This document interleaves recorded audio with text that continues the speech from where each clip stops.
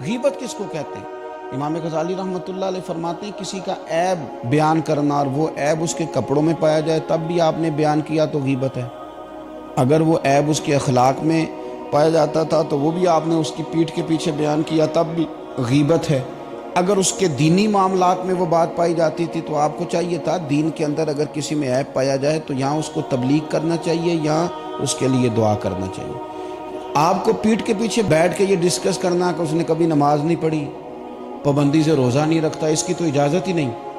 اگر آپ کو نظر آ گیا تھا کہ یہ خامی ہے تو یہاں حکم یہ تھا کہ جا کے تبلیغ کرتے یا اس کے لیے دعا کرتے یا سمجھاتے کہ بھائی صحیح ہو جا۔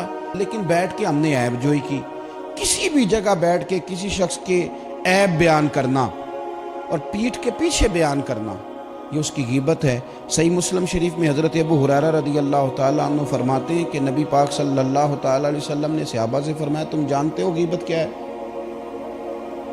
عرض کی حضور بتا دیجئے، تو نبی پاک صلی اللہ تعالیٰ علیہ وآلہ وسلم نے ارشاد فرمایا کہ اپنے بھائی کا ایسا عیب بیان کرنا کہ جس کا بیان کرنا وہ ناپسند کرتا ہو، اسے نہیں اچھا لگتا کہ تم وہ بات کہیں ڈسکس کرو اس کی، وہ بات اگر تم نے بیان کر دی تو وہ غیبت ہے۔ تو صحابی نے عرض کی یا رسول اللہ صلی اللہ علیہ وسلم اگر عیب پایا بھی جا رہا تھا تو پھر بھی ہم نے بیان کر دیا تو غیبت ہے؟ یعنی ہم نے بیٹھ کے ڈسکس کیا کہ وہ بندے میں یہ خرابی ہے تو وہ خرابی ہے بھی، یعنی جھوٹ نہیں بولا، واقعی خرابی تھی تو ڈسکس کر دی تو حضور یہ بھی غیبت ہے؟ تو نبی پاک نے فرمایا یہی تو غیبت ہے، یہی تو غیبت ہے کہ خرابی پائی جا رہی تھی تو آپ نے بیٹھ کے ڈسکس کیا، یہی تو غیبت ہے۔ اور فرمایا اگر خرابی نہیں پائی جا رہی تھی اور پھر تم نے وہ بیان کر دی وہ تو غیبت نہیں، وہ تو بہتان ہے، وہ تو تم نے الزام لگایا، وہ تو بہتان ہے، اس کی تو الگ سے سزا ہے۔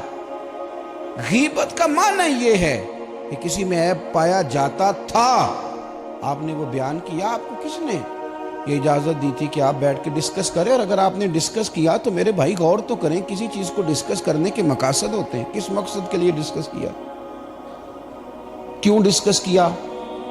اگر تو آپ نے اس کی اصلاح کے لیے ڈسکس کیا تو پھر چاہیے تو یہ تھا کہ مل کے اس کے گھر جاتے، کہتے میاں یہ عیب ہے، یہ تیرے لیے ٹھیک نہیں، اس کو درست کر۔ اور اگر آپ نے اس لیے یہ بات چھیڑی نہیں تو پھر آپ کو اس کے لیے دعا کرنی چاہیے تھی کہ یا اللہ اس کے اندر یہ غلطی پائی جاتی۔ یہ جو آپ نے دوسرے ساتھی کے سامنے اس کا وہ عیب بیان کرنا شروع کیا، مقصد کیا ہے سوائے اس کے کہ آپ لوگوں کی نظروں میں دوسروں کو گرانا چاہتے ہیں؟ ہمارے محدثین فرماتے ہیں کہ یہ جو اتنا سخت حکم لگایا گیا نا، قرآن پاک نے کہا جس نے غیبت کی اس نے مرے ہوئے بھائی کا گوشت کھایا، اور حدیث میں فرمایا گیا کہ غیبت زنا سے بھی زیادہ برا کام ہے، زنا سے بھی زیادہ۔ یہ کیوں کہا گیا؟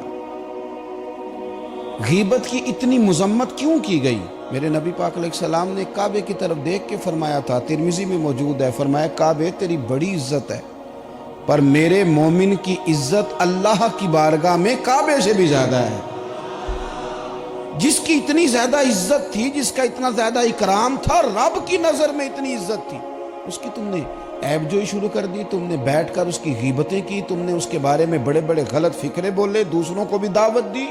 تمہارا ذہن تو اس کے بارے میں خراب تھا ہی، بہت سارے لوگوں کا ذہن خراب کر دیا اس کے بارے میں، جس کی عزت رب کریم کی نظر میں کعبے سے بھی زیادہ ہے۔